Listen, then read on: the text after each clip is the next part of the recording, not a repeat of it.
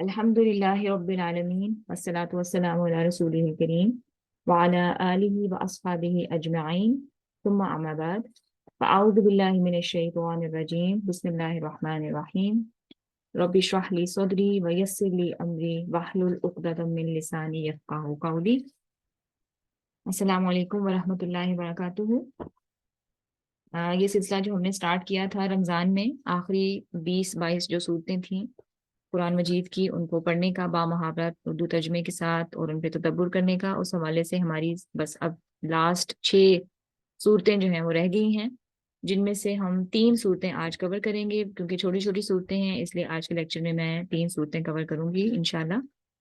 تو اس حوالے سے جو ہماری آج کی پہلی صورت ہے وہ ہے سورۃ الکافرون، اور اس کے بعد جو دوسری ہے سورۃ النصر، اور تیسری جو ہے وہ سورہ لہب ہے۔ ٹھیک ہے، تو پہلی صورت ہم سٹارٹ کرتے ہیں، سورۃ الکافرون۔ یہ صورت جو ہے یہ گویا ایک اعلان ہے نبی صلی اللہ علیہ وسلم کی طرف سے، جب ایک نبی جو ہے وہ اپنی دعوت پیش کر چکا ہو، ہر طرح سے بات واضح کر چکا ہو، لیکن پھر بھی اس کی قوم اگر بات نہ مان رہی ہو تو پھر وہ آخر میں اعلان برات کر دیتا ہے، جس کا مطلب یہ ہوتا ہے کہ میرا اب تم سے کوئی تعلق نہیں، ہمارے درمیان جو بات چیت کا سلسلہ تھا وہ ختم ہو چکا۔ تو یہ ظاہر ہے اللہ کے حکم سے ہی جو ہے نبی کو جو ہے بتا دیا جاتا ہے کہ اب یہ جو قوم ہے یہ ایمان لانے والی نہیں ہے۔ تو اس وجہ سے جو ہے وہ نبی پھر اعلان کر دیتا ہے کہ اب میرے اور آپ کے راستے الگ الگ ہیں، آپ اپنا راستہ اور میرا اپنا راستہ۔ تو اس کو سٹارٹ کرتے ہیں، بسم اللہ الرحمن الرحیم۔ قل یا ایہا الکافرون، کہہ دیجئے اے کافرو۔ اب یہ دیکھیں کہ یہ جو انداز ہے، یہ کافر کہنا، یہ کبھی بھی جو ہے نا وہ دائی کا انداز نہیں ہوتا۔ دائی جو اسلام کی جو دعوت دے رہا ہوتا ہے نا، وہ ہمیشہ کہتا ہے، جو لفظ یوز کرتا ہے وہ اے لوگو یا ایھا الناس، یا پھر وہ کہتا ہے کہ اے خدا کے بندو۔ تو یہاں پہ جو ہے وہ کافرون یعنی کہ صاف 2 ٹوک الفاظ میں کہہ دیا گیا کافرون۔ کافرون کا مطلب ہوتا ہے وہ لوگ جو ایمان نہ لائے ہوں، جو کفر کر رہے ہوں، یعنی کافر کوئی گالی نہیں ہے جو مخاطب کو دی جا رہی ہو، بلکہ عربی زبان میں کافر کا مطلب ہوتا ہے انکار کرنے والا یا بات نہ ماننے والا۔ اور اسی طرح جو مومن ہے اس کا مطلب ہوتا ہے مان لینے والا یا بات کو تسلیم کر لینے والا۔ تو یہاں پہ جو ہے وہ اے کافرو کہا جا رہا ہے، یعنی اے وہ لوگوں جنہوں نے میری رسالت اور میری لائی ہوئی تعلیم کو ماننے سے انکار کر دیا۔ ٹھیک ہے، تو یہاں پہ جو ہے وہ اعلانیہ یہ بات کی جا رہی ہے کہ اب ہم دونوں الگ الگ ہیں۔ تم نے جو اپنے لیے چن لیا وہ تمہارے لیے ہے، میرا اور تمہارا معاملہ جو ہے وہ یہاں پہ ختم۔ تو یہ سورج جو ہے یہ اس حوالے سے بات کر رہی ہے۔ قل یا ایھا الکافرون، کہہ دو کہ اے کافرو، لا اعبد ما تعبدون، جن بتوں کو تم پوجتے ہو ان کو میں نہیں پوجتا، یعنی جن کی عبادت تم کرتے ہو ان کی عبادت میں نہیں کرتا۔ اب اس میں جو ہے وہ تمام معبود شامل ہیں جن کی عبادت دنیا بھر کے کافر اور مشرکین کر رہے تھے اور کر رہے ہیں، چاہے وہ فرشتے ہیں، کوئی جن ہیں، انبیاء ہیں، اولیاء ہیں، زندہ یا مردہ انسانوں کی روحیں ہیں، مختلف عقیدے ہیں نا لوگوں کے مشرکانہ۔ کوئی سورج کی پوجا کرتا ہے، کوئی چاند کی کرتا ہے، کوئی ستاروں کی کرتا ہے، کوئی جانوروں کی کرتا ہے، کوئی درختوں کی کرتا ہے، کوئی دریا کی کرتا ہے، کوئی بتوں کی کرتا ہے، کسی نے خیالی دیویاں اور دیوتا بنائے ہوئے ہیں۔ تو ان تمام معبودوں کی جو ہے نا یہاں پر رد کیا جا رہا ہے کہ میں ان بتوں کی یا ان چیزوں کی میں عبادت نہیں کرتا جن کی تم عبادت کرتے ہو۔ ولا انتم عابدون ما اعبد، اور جس اللہ کی میں عبادت کرتا ہوں اس کی تم عبادت نہیں کرتے۔ کیونکہ یہاں پہ جو ہے وہ اللہ تعالیٰ کی طرف سے ایک کہہ دیں کہ جیسے میں نے پہلے ذکر کیا کہ 2 ٹوک انداز میں کہہ دیا گیا تھا، آپ صلی اللہ علیہ وسلم کو بتا دیا گیا تھا کہ یہ لوگ اب ایمان لانے والے نہیں ہیں۔ تو اس لیے یہاں پہ فرمایا جا رہا ہے اور جس اللہ کی میں عبادت کرتا ہوں تم اس کی عبادت نہیں کرتے۔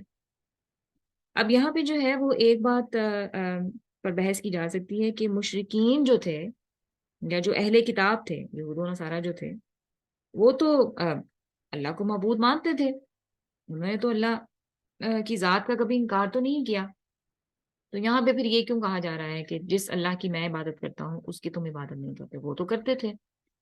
تو اس کا جواب یہ ہے کہ اللہ تعالیٰ کو جو ہے وہ بہت سارے معبودوں میں سے ایک معبود سمجھنا یہ غلط ہے، بلکہ وہی تو ایک تنہا معبود ہے.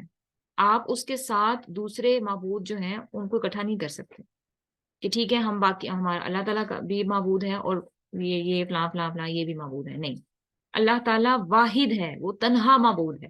یہاں پہ اس چیز کی نفی کی گئی ہے کہ جس اللہ کی میں عبادت کرتا ہوں تم اس کی عبادت نہیں کرتے. وہ تو ایک اکلوتا ہے، وہ تو ایک ہے، اس کے ساتھ تو کوئی شریک ٹھہرایا جا ہی نہیں سکتا.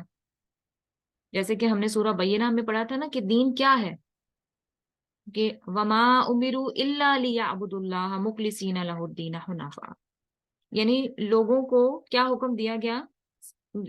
لوگوں کو حکم نہیں دیا گیا سوائے اس بات کے کہ وہ بالکل یکسو ہو کر اپنے دین کو خالصتاً اللہ کے لیے کر دے اور اسی کی عبادت کرے. یعنی دین ہی یہ ہے کہ خالصتاً اللہ کی عبادت کی جائے، اس میں کسی کو شریک نہ ٹھہرایا جائے. تو اللہ کو دو یا تین یا بہت سے خداؤں میں سے ایک خدا قرار دینا اور اس کے ساتھ دوسروں کی بھی آپ عبادت کر رہے ہیں، ان کی بھی آپ پرستش کر رہے ہیں، تو یہ بات جو ہے یہی تو اصل میں کفر ہے. تو اس بات پر جو ہے اس کی دو ٹوک نبی صلی اللہ علیہ وسلم نے یہاں پر نفی کی ہے. وَلَا أَنَا عَابِدٌ مَّا عَبَدتُّمْ. میں پھر کہتا ہوں کہ جن کی تم پرستش کرتے ہو ان کی میں پرستش کرنے والا نہیں ہوں. یعنی میں جو ہے وہ کبھی بھی، آئندہ بھی، ہمیشہ فیوچر میں بھی کبھی بھی اس کی پرستش نہیں کرنے والا جس کی تم پرستش کرتے ہو. وَلَا أَنْتُمْ عَابِدُونَ مَا أَعْبُدُ. اور نہ تم اس کی بندگی کرنے والے معلوم ہوتے ہو جس کی میں بندگی کرتا ہوں. جیسے کہ میں نے پہلے بتایا کہ اللہ کی طرف سے حکم آ چکا تھا کہ یہ مان لانے والے اب نہیں ہیں.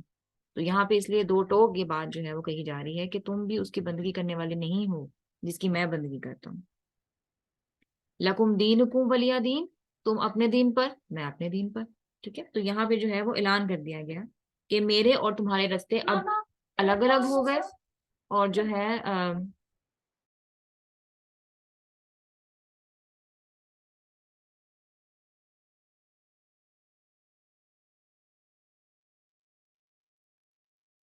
جی سوری وہ میوٹ ہو گیا تھا بیچ میں. تو یہاں پہ جو ہے وہ کہہ دیا گیا ہے کہ اب میرے اور تمہارے راستے علیحدہ ہو گئے. جو راستہ تم نے اپنایا یا وہ تمہیں مبارک ہو، میرے لیے میرا دین ہے اور تمہارے لیے تمہارا دین. ٹھیک ہے، بات ختم. تو یہاں جو ہے وہ ہمیں یہ بتایا جا رہا ہے، ہمیں بھی ایز اے مسلمان ہمیں بتایا جا رہا ہے کہ کفر اور ایمان کے درمیان کسی بھی قسم کی مصالحت کرنا یا کسی قسم کا بھی کمپرومائز کرنا اس چیز کی اجازت نہیں ہے، یہ قابل قبول نہیں ہے. یعنی جس سے حق اور باطل مکس ہو جائیں، ان کا فرق ہی ختم ہو جائے. تو اگر جو ہے حق کو کوئی قبول نہیں کرتا تو وہ اپنے دین پر عمل کرے، اس کا نتیجہ وہ خود بھگتے گا. ٹھیک ہے، اور اس سے یہ بات بھی معلوم ہوتی ہے کہ جیسے سیاسی طور پر بھی جب کسی غیر مسلم ملک کے ساتھ آپ جو ہے مطلب کنٹری ٹو کنٹری ہم کوئی مصالحت کر رہے ہیں یا امن جو ہے وہ قائم کرنا چاہ رہے ہیں، امن کا معاہدہ اگر کرنا چاہ رہے ہیں، تو اس چیز کی قطعاً گنجائش نہیں ہے کہ آپ اپنے دین پر کمپرومائز کر کے آپ ان کے ساتھ امن کا معاہدہ کر لیں کہ ٹھیک ہے کوئی بات نہیں، آپ جو ہیں وہ ہم آپ کے دین میں سے کچھ چیزیں جو ہیں وہ ہم اپنا لیتے ہیں اور آپ جو ہے وہ ہمارے دین میں سے کچھ اپنا لیں تاکہ جو ہے وہ کہہ لیں کہ امن قائم ہو سکے. یعنی کہ نہ آپ ہمیں کچھ کہیں نہ ہم آپ کو. جیسے کہ یہ ہوا بھی تھا نا کہ اہل مکہ نے رسول اللہ صلی اللہ علیہ وسلم کو یہ آفر پیش کی تھی، انہوں نے برائب کرنے کی بھی کوشش کی تھی کہ ایک طرح کا ہم ایگریمنٹ کر لیتے ہیں کہ ایک سال جو ہے وہ آپ ہمارے خداؤں کو ان کی عبادت کریں، ایک سال ہم آپ کے خداؤں کو عبادت کریں گے، تو اس طرح آپ بھی خوش ہم بھی خوش، کوئی کسی کو تنگ نہ کرے، امن قائم رہے. اور لالچ بھی دی گئی کہ آپ جس عورت سے کہیں گے آپ کی شادی کرا دیں گے، نہایت حسین و جمیل عورت جس کو کہیں گے، جس پر ہاتھ رکھیں گے ہم اس سے آپ کی شادی کروا دیں گے.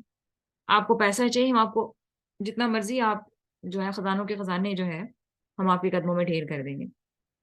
آپ کو کوئی پوزیشن چاہیے، آپ کو جو ہے وہ اتھارٹی چاہیے، ہم آپ کو وہ بھی دے دیں گے. لیکن ہمارے خداؤں کو برا نہ کہو، یہ نہ کہو کہ ہم ان کو پوجنا چھوڑ دیں اور ہم جو ہے صرف ایک خدا کی بات کریں، یہ ہم نے نہیں کرنا، تو یہ نہ کہو.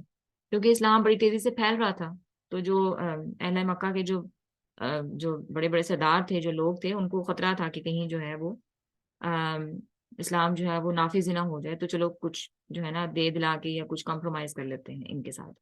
تو نبی صلی اللہ علیہ وسلم نے پھر دو ٹوک جو ہے نا یہ اس وقت یہ سورت نازل ہوئی تھی کہ دو ٹوک کہہ دیا تھا کہ نہیں، ایسا کچھ بھی نہیں ہونے والا.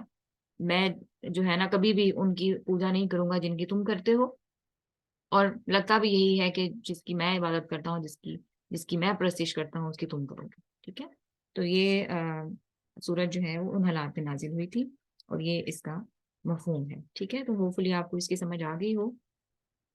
یہ توحید کے اوپر جو ہے یہ بڑی ایک جامعہ صورت ہے، اور اس سے اگلی جو آگے جو آ رہی ہے سورت الاخلاص، وہ بھی ایک بہت جامعہ توحید کے اوپر بڑی ہی خوبصورت اور کمپریہنسو جو ہے وہ صورت ہے. ٹھیک ہے جی. تو اس کو میں اگلی صورت ہم سٹارٹ کرتے ہیں. اس کو میں بند کر دیتی ہوں یہاں سے. اگلی جو صورت ہے انشاءاللہ وہ ہم سٹارٹ کریں گے ابھی، سورۃ النصر.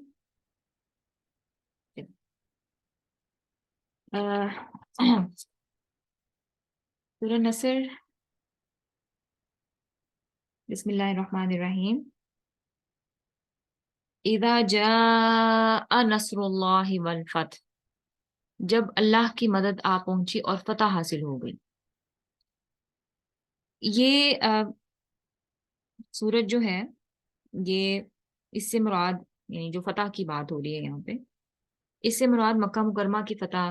بعض مفسرین کہتے ہیں کہ جب مکہ فتح ہونے والا تھا تو اس وقت یہ خوشخبری دی جا رہی ہے، پریڈکشن دی جا رہی ہے کہ جب مکہ مکرمہ جو ہے وہ آپ کے ہاتھوں فتح ہو جائے. تو زیادہ تر مفسرین کے مطابق یہ سورہ فتح مکہ سے کچھ پہلے نازل ہوئی تھی، اور اس میں ایک طرف تو یہ خوشخبری سنائی گئی کہ مکہ جو ہے وہ فتح ہو جائے گا، اور اس کے بعد عرب کے لوگ جو ہیں وہ فوج در فوج اسلام قبول کریں گے. اور ہوا بھی یہی، واقعہ بھی یہی ہوا. اور دوسری طرف جو ہے چونکہ اسلام کے پھیل جانے سے نبی صلی اللہ علیہ وسلم کے دنیا میں تشریف لانے کا جو مقصد تھا وہ بھی پورا ہو جائے گا، اس لیے آپ صلی اللہ علیہ وسلم کو دنیا سے رخصت ہونے کی تیاری کے لیے حمد اور تسبیح اور استغفار کا حکم دیا جا رہا ہے. تو یہ اس کا ایک بیک گراؤنڈ ہے جو مفسرین بیان کرتے ہیں.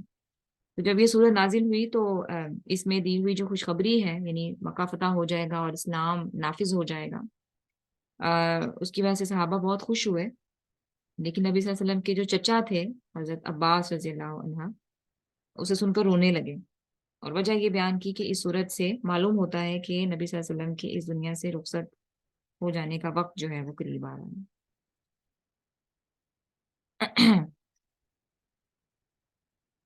اذا جاء نصر اللہ والفتح، جب اللہ کی مدد آ پہنچی اور فتح حاصل ہو گئی. وَرَأَيْتَ النَّاسَ يَدْخُلُونَ فِي دِينِ اللَّهِ أَفْوَاجًا، اور تم نے دیکھ لیا کہ لوگ غول کے غول اللہ کے دین میں داخل ہو رہے ہیں.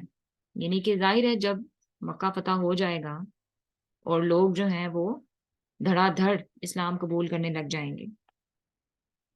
تو اس میں جو ہے یہ کہا جا رہا ہے کہ وہ زمانہ، یعنی وہ زمانہ رخصت ہو جائے جب ایک ایک دو دو کر کے لوگ جو ہیں وہ اسلام میں داخل ہو رہے تھے. کبھی کسی قبیلے کے ایک پرسن نے قبول کر لیا، دو نے کر لیا، کسی فیملی میں سے کوئی کا دو کا فیملی ممبر ہے اس نے اسلام قبول کر لیا. نہیں، بلکہ وہ وقت آ جائے جب پورے کے پورے قبیلے اور بڑے بڑے علاقوں کے جو سردار ہیں وہ کسی بھی جنگ یا کسی بھی لڑائی یا کسی بھی مزاحمت کے بغیر خود بخود مسلمان ہونے لگے.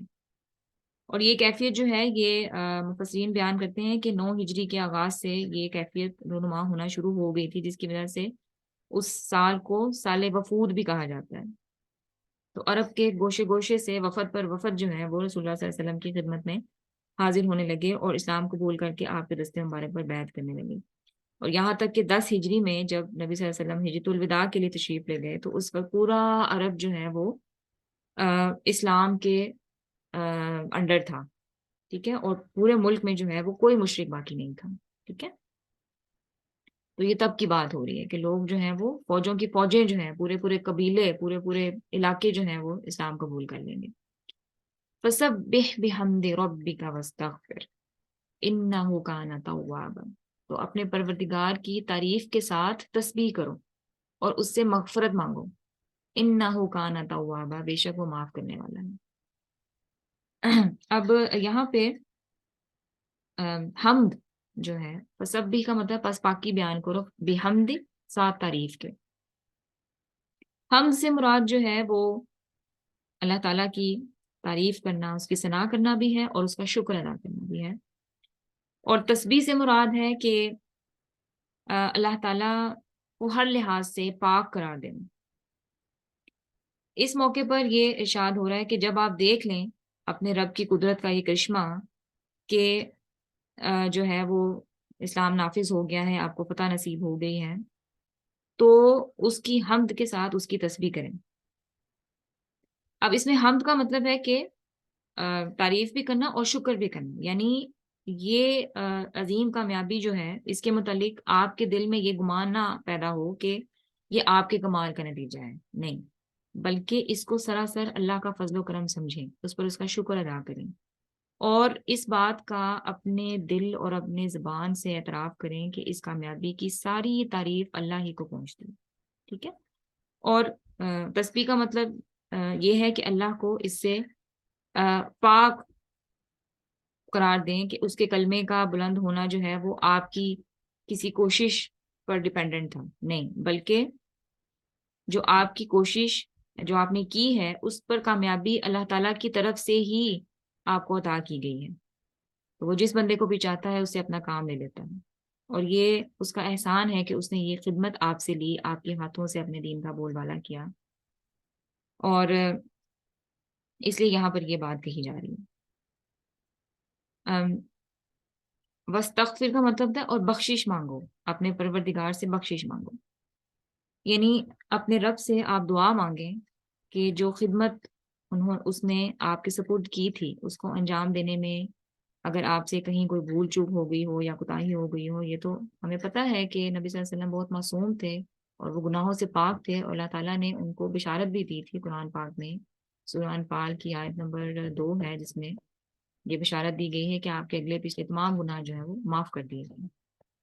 لیکن پھر بھی یہاں پہ استغفار کا حکم دیا جاتا ہے کہ اگر اس مشن کو پورا کرنے میں آپ سے اگر کسی قسم کی کوئی جانے انجانے میں کوئی بھول چوک بھی ہو گئی ہو یا کوتاہی بھی ہو گئی ہو تو اس سے درگزر فرمائے، اللہ تعالیٰ اس سے درگزر فرمائے۔ یہ وہ ادب ہے جو اسلام اپنے بندے کو سکھاتا ہے، یعنی کسی انسان سے اگر اللہ کے دین کی چاہے کتنی ہی بڑی سے بڑی خدمت انجام پائی ہے، اس کی راہ میں اس نے کتنی ہی قربانیاں دی ہوں، اس کی عبادت اور بندگی میں اس کی چاہے کتنی ہی اس کی محنت لگی ہو، اس کے دل میں کبھی بھی یہ خیال نہیں آنا چاہیے کہ میرے اوپر جو میرے رب کا جو حق تھا وہ میں نے پورا کر دیا، نہیں، بلکہ اسے ہمیشہ یہی سمجھنا چاہیے کہ جو کچھ مجھے کرنا چاہیے تھا وہ میں نہیں کر سکا، اور اسے اللہ سے یہی دعا مانگنی چاہیے کہ اس کا حق ادا کرنے میں جو بھی کوتاہی مجھ سے ہو گئی ہو اس سے درگزر فرما کر میری اس حقیر سی خدمت جو ہے اس کو قبول کر لیں۔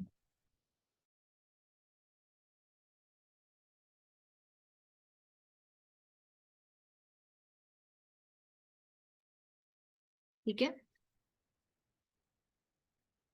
اچھا، اور یہ ادب جو ہے جب ظاہر ہے جب رسول اللہ صلی اللہ علیہ وسلم کو سکھایا جا رہا ہے تو آپ اندازہ کریں کہ اس سے ان سے بڑھ کر کوئی انسان اس دنیا میں ایسا ہے جس نے جو ہے وہ دین کی اس طرح خدمت کی ہو۔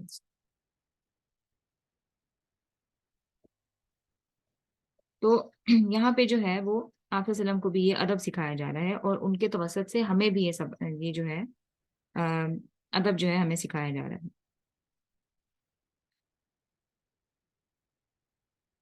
اور اللہ تعالیٰ کا یہ جو فرمان ہے یہ ہم سب کے لیے بھی یہ سبق دیتا ہے ہمیں کہ اپنی کسی بھی اگر ہم کوئی عبادت کر رہے ہیں، کوئی ریاضت کر رہے ہیں، کوئی دین کی خدمت کر رہے ہیں، تو اپنے آپ کو اس پہ کوئی بڑی چیز نہ سمجھیں، بلکہ اپنی جان بھی اگر ہم اللہ تعالیٰ کی راہ میں خرچ کر دیں تو پھر بھی ہم یہی سمجھتے رہیں کہ حق ادا نہیں ہوا۔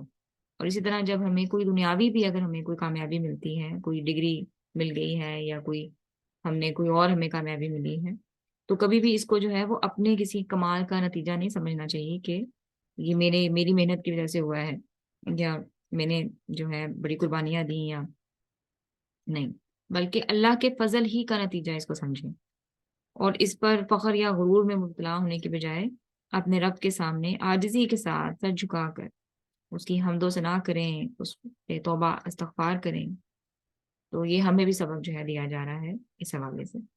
انہ کان توابا، بے شک وہ معاف کرنے والا ہے۔ یعنی جتنے بھی گناہ ہو جائیں، یہ ہمارے لیے ہے کہ جتنے بھی گناہ ہو جائیں اللہ تعالیٰ معاف کرنے والا ہے، بشرطے کہ ہم اس سے معافی مانگ لیں، ٹھیک ہے، اس سے معافی مانگ لیں، اس سے توبہ کر لیں، اللہ تعالیٰ معاف کرنے والا ہے۔ ٹھیک ہے، تو یہ ایک چھوٹی سی صورت یہاں پہ اختتام ہوا اس کا۔ بڑی خوبصورت یہ سورہ تھی۔ اس سے اگلی جو ہم سورہ پڑھنے جا رہے ہیں وہ ہے سورہ لہب، تو ہم quickly اس کو بھی اوپن کر لیتے ہیں، اس کو میں بند کر دیتی ہوں یہاں سے۔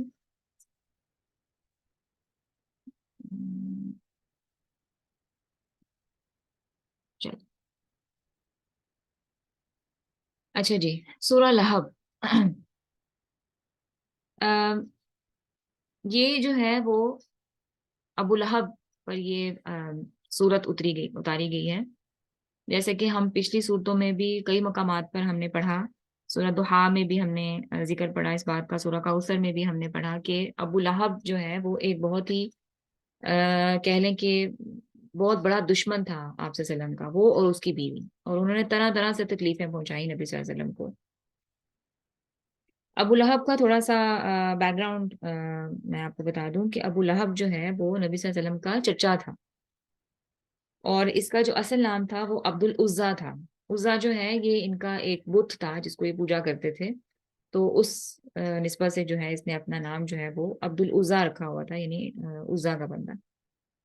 اور اس کا جو لقب تھا وہ ابو لہب تھا، وہ اس لیے کیونکہ اس کی جو رنگت تھی وہ سرخی مائل تھی۔ لہب کا مطلب ہوتا ہے، عربی میں لہب کہتے ہیں شعلہ، جو ہوتا ہے آگ کا شعلہ، اس کو کہتے ہیں لہب۔ تو اس کا رنگ جو ہے نا وہ بڑا شعلہ جمع اس کا رنگ تھا، بڑا شعلہ رو رنگ تھا اس کا، سرخ و سفید، اور بڑا ہی حسین اور بہت بڑی بڑی آنکھوں والا بڑا خوبصورت اور ہینڈسم انسان تھا۔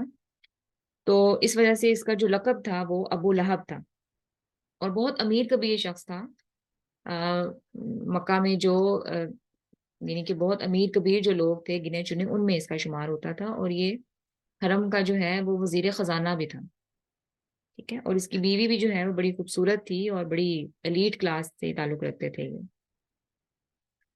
ام جمیل اس کی بیوی کا نام تھا۔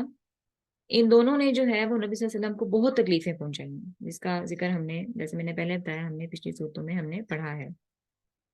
یہ سورج جو ہے اس کی موت سے 10 سال پہلے نازل ہوئی، تقریباً 10 سال پہلے۔ بعض مفسرین کے، بعض جو علماء ہیں وہ کہتے ہیں کہ 8 سال، 9 سال، 10 سال، مطلب یعنی کہ کافی سال پہلے جو ہے یہ سورت نازل ہوئی تھی۔ اس کے پاس موقع بھی تھا کہ وہ صرف کلمہ ہی اگر پڑھ لیتا، یعنی دکھاوے کا ہی صحیح پڑھ لیتا قرآن کو اور نبی صلی اللہ علیہ وسلم کو جھٹلانے کے لیے، لیکن وہ یہ نہیں کر سکا، اس کے مائنڈ میں یہ آیا ہی نہیں، یعنی اس کو توفیق ہی نہیں ہوئی، کیونکہ یہ اللہ تعالیٰ کی طرف سے یہ سورت نازل ہوئی تھی، اور اللہ تعالیٰ کی بات غلط تو نہیں ہو سکتی، قرآن میں اللہ تعالیٰ نے اس کا جو انجام بتایا ہے وہ تو ہونا ہی تھا، اور وہی ہوا پھر۔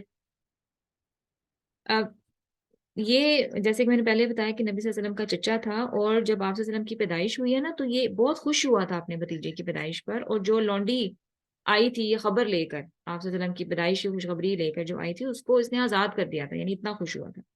لیکن آپ صلی اللہ علیہ وسلم نے جب دعوت اسلام دینا شروع کی نا، تو یہ آپ صلی اللہ علیہ وسلم کا دشمن بن گیا، اور ایسا دشمن بنا، اتنی تکلیفیں اس نے دیں کہ جو بیان سے باہر ہے۔ جب نبی صلی اللہ علیہ وسلم نے پہلی بار صفا پہاڑ پر لوگوں کو جمع فرما کر ان کو دعوت اسلام دی، کیونکہ اس وقت یہ رواج تھا عرب میں، مکہ میں، کہ جب بھی کوئی خاص کوئی خبر دینی ہوتی تھی نا، تو جس آدمی کے پاس خبر ہوتی تھی نا وہ صفا پہاڑ پر چڑھ جایا کرتا تھا، وہ اونچائی پر تھا، اور پھر وہ لوگوں کو جو ہے نا اونچی اونچی آواز دے کر اکٹھا کرتا تھا، اور لوگ جو ہیں وہ اکٹھا ہوتے بھی تھے، کیونکہ یہ رواج تھا وہاں کا کہ اس پہاڑ پر کھڑے ہو کر جو بھی کوئی بات کرے گا تو ضرور اس کے پاس کوئی خبر ہے ضروری جو کہ وہ بتانا چاہ رہا ہے۔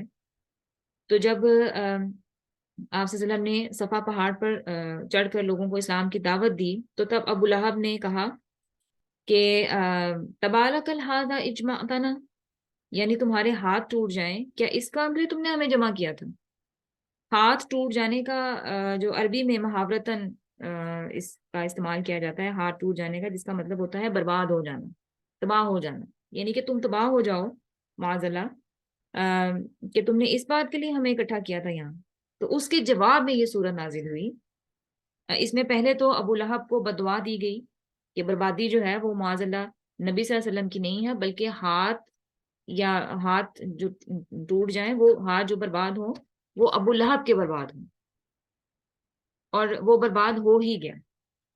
تو یہ جو ہے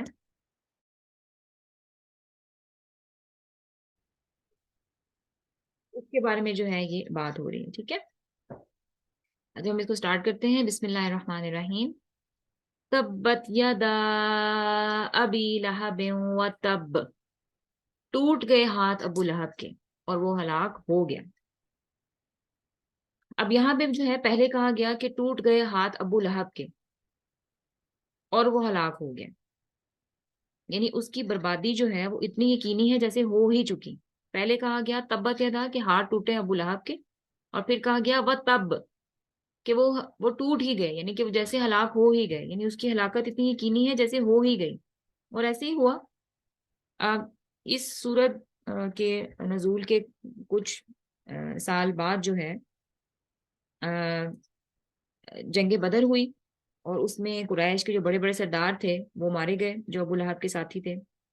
اور مکہ میں جب اسے اس شکست کی خبر پہنچی تو اسے اتنا رنج ہوا کہ وہ اسے ایک بیماری لگ گئی، جسے ادسا کہتے ہیں، یعنی جیسے اسکن ڈیزیز ہوتی ہے، طاعون کی طرح جو ہوتی ہے۔ تو وہ جیسے وہ عرب کے لوگ جو ہے نا وہ چھوت چھات کے قائل تھے بہت زیادہ۔ تو وہ کیا ہوا کہ کیونکہ اس کو اسکن ڈیزیز ہو گئی تھی بہت بری، جس کو ادسا کہتے ہیں، تو اس کے گھر والوں نے اس کو چھوڑ دیا، یعنی کہ اس ڈر سے کہ کہیں ہمیں بھی نہ لگ جائے یہ بیماری، چھوت کی بیماری۔ تو 2-3 دن ہو گئے تو اس کی لاش جو ہے وہاں پڑی رہی۔ تو جب اس کی لاش جو ہے وہ گلنے سڑنے لگی اور بدبو پھیلنے لگی، تو پھر اس کے بیٹوں نے کیا کیا کہ کچھ حبشیوں کو پیسے دے کے ہائر کیا اور ان کو کہا کہ اس کو جو ہے نا اس کو دفناؤ کہیں۔ تو انہوں نے کیا کیا، حبشیوں نے ایک گڑھا کھودا ایک جگہ پہ، اور اس کی لاش کو لکڑیوں کی مدد سے، یعنی خود بھی نہیں، ہاتھ سے نہیں، لکڑیوں کی مدد سے گھسیٹ گھسیٹ کر اس گڑھے میں پھینک دیا، اور پتھروں سے اور مٹی سے اس کو بھر دیا۔ اور اس کی مزید شکست اس وقت ہوئی جب اس کی اپنی اولاد نے اسلام قبول کیا۔ اس کی ایک بیٹی اور 2 بیٹے، انہوں نے جو ہے وہ نبی صلی اللہ علیہ وسلم کے دستے مبارک پر بیعت کی اور مسلمان ہوئے، ٹھیک ہے؟ تو یہ اس کی سب سے بڑی بربادی تھی کہ ایک تو جو بڑا زور لگایا اس نے کہ نبی صلی اللہ علیہ وسلم کی دشمنی میں کہ اسلام نافذ نہ ہو، تو اپنی ہی فیملی کے جو اپنی ہی اولاد تھی انہوں نے وہی اسلام قبول کر بیٹھے، ٹھیک ہے؟ تو کتنی بڑی یہ اس کی شکست تھی۔ اگلی آیت ہے ما اغنا عنہ مالہ وما کسب، نہ کام آیا اس کے اس کا مال اور نہ وہ جو اس نے کمایا۔ جیسے کہ میں نے آپ کو پہلے بتایا کہ ابو لہب جو ہے وہ بڑا امیر کبیر شخص تھا، اور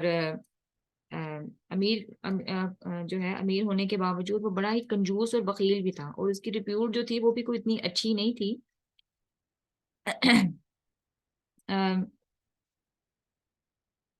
اس کی جو ریپیوٹ کا آپ اندازہ اس بات سے لگا لیں کہ حالانکہ یہ وزیر خزانہ تھا، اس کے جو ہے انڈر اس کے خزانہ تھا حرم کا، لیکن اس پر چوری کا الزام لگا کہ یہ جو ہے نا کعبے کے خزانے میں سے اس نے سونے کے 2 ہرن چرائے۔ تو یعنی اتنی اچھے جو رائے نہیں تھی لوگوں کی اس کے بارے میں، بددیانت تھا یا چوری کرتا تھا، یا یہ کہہ لیں کہ اتنی اچھی ریپوٹیشن نہیں تھی اس کی۔ تو نہ کام آیا اس کے اس کا مال، یعنی کہ جو اس نے اس کا مال تھا، اس کا جو اتنا پیسہ تھا وہ تو اس کے کام نہیں آیا، اور نہ وہ جو اس نے کمایا کسب کا مطلب ہوتا ہے کمائی۔ بعض مفسرین نے اس کو اولاد کے معنی میں بھی لیا ہے، کیونکہ نبی صلی اللہ علیہ وسلم کا فرمان ہے کہ آدمی کا بیٹا بھی اس کا کسب ہوتا ہے۔ تو دونوں صورتوں میں ہی اس کا مال اس کے کام نہیں آیا اور نہ اس کی اولاد اس کے کام آئی، کیونکہ جب یہ بیمار ہوا تھا تو اس کی اولاد نے اس کو چھوڑ دیا۔ تو یہاں پہ جو ہے وہ دونوں مطلب میں ہی کسب کو لیا جا سکتا ہے کہ یا تو اس کا پیسہ اور اس کی اولاد دونوں ہی جو ہے اس کے کام نہیں ہے. سیصلی نار ذات لہب، وہ داخل ہوگا آگ میں بھڑکتی ہوئے. لہب جو ہے ظاہر ہے اس کے نام کے اندر بھی شامل ہے. تو جیسا کہ پہلے میں نے بیان کیا کہ بہت حسین و جمیل تھا، تو اللہ تعالیٰ یہاں پر فرما رہے ہیں کہ جیسا یہ خود دہکتا ہوا انگارہ لگتا ہے، ویسی ہی دہکتی ہوئی آگ میں ہم اس کو ڈالیں گے. اور آگے جو ذکر آ رہا ہے وہ اس کی بیوی کا ذکر آ رہا ہے. وَامْرَأَتُهُ حَمَّالَةَ الْحَطَبِ، اور اس کی بیوی جو اٹھائے پھرتی ہے ایندھن. یہ جو بیوی تھی اس کا تھوڑا سا جو ہے وہ اس کے بارے میں تھوڑی سی بات سمجھ لیتے ہیں. اس عورت کا نام اروا تھا، اور یہ بھی انتہائی حسین و جمیل تھی اور بڑی ظاہر امیر کبیر عورت تھی، ایلیٹ کلاس کی تھی. لیکن اس کا جو کنیت تھی، یعنی اس کا جو نک نیم تھا یا جو لقب تھا اس کا، وہ جمیل تھا. اور یہ ابو سفیان کی بہن تھی، اور یہ نبی صلی اللہ علیہ وسلم کے ساتھ دشمنی میں اپنے شوہر ابو لہب سے کسی طور پر کم نہیں تھی. یہ روایت میں آتا ہے کہ جب یہ صورت نازل ہوئی تھی نا، تو جمیل نے جب اس کو سنا تو وہ بڑے غصے میں جو ہے وہ بفری ہوئی، رسول اللہ صلی اللہ علیہ وسلم کی تلاش میں نکلی. اور اس کے ہاتھ میں مٹھی بھر پتھر بھی تھے کہ جب مجھے جو ہے وہ نظر آئیں گے، نبی صلی اللہ علیہ وسلم جب اس کو نظر آئیں گے تو وہ ظاہر ہے ان پر پھینکے گی، یا جو بھی بارہ اس کا ارادہ تھا. تو بڑے غصے میں جو ہے وہ جب حرم میں پہنچی تو وہاں نبی صلی اللہ علیہ وسلم کے ساتھ ابو بکر رضی اللہ تعالیٰ عنہ تشریف فرما تھے. تو حضرت ابو بکر نے کہا کہ یا رسول اللہ یہ آ رہی ہے تو مجھے اندیشہ ہے کہ یہ آپ کو دیکھ کر کوئی نہ کوئی غلط حرکت کرے گی. تو وہاں پہ آپ صلی اللہ علیہ وسلم نے پھر فرمایا کہ یہ مجھے دیکھ نہیں سکے گی، فکر نہ کرو. اور یہی ہوا، جب وہ وہاں پہنچی ہے نا تو آپ کے موجود ہونے کے باوجود وہ آپ کو دیکھ نہیں سکی. اور اس نے حضرت ابو بکر رضی اللہ تعالیٰ عنہ سے کہا کہ میں نے سنا ہے کہ تمہارے محمد نے جو ہے وہ اس طرح سے بات کی ہے میرے بارے میں. تو حضرت ابو بکر صدیق نے کہا کہ اس گھر کے رب کی قسم، انہوں نے تو تمہارے بارے میں ایسی کوئی بات نہیں کی. اور پھر وہ وہاں سے چلی گئی. تو حضرت ابو بکر صدیق رضی اللہ تعالیٰ عنہ کے اس جواب کا مطلب یہ تھا کہ جو یہ بات ہے یہ تو اللہ تعالیٰ کی طرف سے ہوئی ہے، نبی صلی اللہ علیہ وسلم نے تو نہیں کی، یعنی انہوں نے اپنی طرف سے تو نہیں کی، یہ تو اللہ کا کلام ہے، اللہ تعالیٰ نے یہ بات کی ہے. تو ان کی بات بھی جو ہے وہ غلط نہیں تھی. تو نبی صلی اللہ علیہ وسلم نے تو یہ بات کی ہی نہیں تھی، یہ تو اللہ تعالیٰ کی طرف سے تھی. ٹھیک ہے. حمالت الحطب جو ہے اس کا جو لفظی مطلب ہوتا ہے وہ ہے لکڑیاں ڈھونے والی. یہاں پہ آ رہا ہے نا جو اٹھائے پھرتی ہے ایندھن، یعنی لکڑیاں ڈھونے والی، لکڑیاں اٹھانے والی. روایت میں آتا ہے کہ یہ پتہ کیا کرتی تھی، یہ درختوں کی جو کانٹے دار ٹہنیاں ہوتی تھی نا، وہ لا کر رسول اللہ صلی اللہ علیہ وسلم کے دروازے پر ڈال دیتی تھی، تاکہ جب آپ صلی اللہ علیہ وسلم باہر نکلیں تو آپ کے ظاہر قدم مبارک زخمی ہو جائیں. تو اس وجہ سے اس کو لکڑیاں ڈھونے والی کہا گیا ہے. اور بعض جو ہیں ادھر عرب میں جو ہے وہ یہ جو لوگوں میں فساد ڈلوانے والے لوگ ہوتے ہیں نا، ان کو بھی کہا جاتا ہے لکڑیاں ڈھونے والی. جو چگلیاں کھاتی پھرتی ہے عورت، تو اس کو بھی عربی محاورے کے مطابق لکڑیاں ڈھونے والی کہا جاتا ہے. کیونکہ اس محاورے میں جو جیسے اس محاورے کا مطلب اس طرح سمجھ لیں جیسے ہمارے ہاں بھی جیسے اکثر بیج مالو کہا جاتا ہے نا، کہ فلاں عورت جو ہے وہ گھروں میں گھر میں پھرتی ہے اور ایک گھر کی بات دوسرے گھر میں کرتی ہے اور آپس میں جو ہے وہ لڑائیاں کرواتی ہے، بیج مالو جس کو کہا جاتا ہے ہمارے یہاں. تو یہ سمجھ لیں کہ اس ٹائپ کا اس کا کیریکٹر تھا. تو اس حوالے سے بھی اس کو لکڑیاں ڈھونے والی کہا گیا ہے. اور بعض اوقات جو بعض مفسرین جو ہے وہ اس کا مطلب یہ بھی لیتے ہیں کہ جو شخص گناہوں کا بوجھ اپنے اوپر لاد رہا ہو، اس کو بھی جو ہے وہ عربی زبان میں بطور محاورہ کہا جاتا ہے کہ فلاں شخص جو ہے اپنی پیٹھ پر لکڑیاں لاد رہا ہے. اور ایک اور جو رائے ہے مفسرین کی اس حوالے سے، وہ یہ بھی ہے کہ یہ آخرت میں اس کا حال ہوگا. یعنی جو پہلے میں نے بیان کیا وہ دنیاوی جو مفسرین کی رائے ہے وہ یہ ہے کہ لکڑیاں ڈھونے والی، یعنی اپنے اوپر جو ہے گناہوں کا بوجھ ڈھونے والی. اور آخرت میں اس کا جو حال ہوگا وہ کیا ہوگا کہ وہ لکڑیاں لا کر جو ہے اس آگ میں ڈالے گی جس میں ابو لہب جو ہے وہ جل رہا ہوگا، یعنی اس کے ایندھن کا سامان کرے گی. تو دونوں ہی رائے جو ہے مفسرین کی ہیں، دنیا کے معاملے دنیاوی بھی اور اخروی بھی. ٹھیک ہے. نیکسٹ ہے فی جیدہا حبل من مسد. جید کہتے ہیں ایسی گردن کو جس میں زیور پہنا گیا ہو. تو اس کے بارے میں آتا ہے کہ یہ ایک قیمتی موتیوں کا ہار جو ہے نا وہ ہر وقت اپنی گردن میں پہن کے رکھتی تھی، کیونکہ امیر کبیر تھی تو یہ ہر وقت جو ہے وہ گردن میں وہ ہار پہنے رکھتی تھی، اور اس کے بارے میں کہا کرتی تھی کہ اس ہار کو بیچ کر میں محمد کی دشمنی میں اس کو خرچ کر دوں گی صلی اللہ علیہ وسلم. یعنی کہ اتنی نفرت تھی اور اتنا جو ہے وہ آپ صلی اللہ علیہ وسلم کو جو ہے وہ یہ تکلیفیں پہنچاتی تھی. وہ کہتی تھی کہ میں اس ہار کو بیچ کر جو ہے نا محمد کی دشمنی میں اس کو خرچ کر دوں گی. تو یہاں جیت کا لفظ جو ہے وہ بطور طنز استعمال کیا گیا ہے کہ یہ جو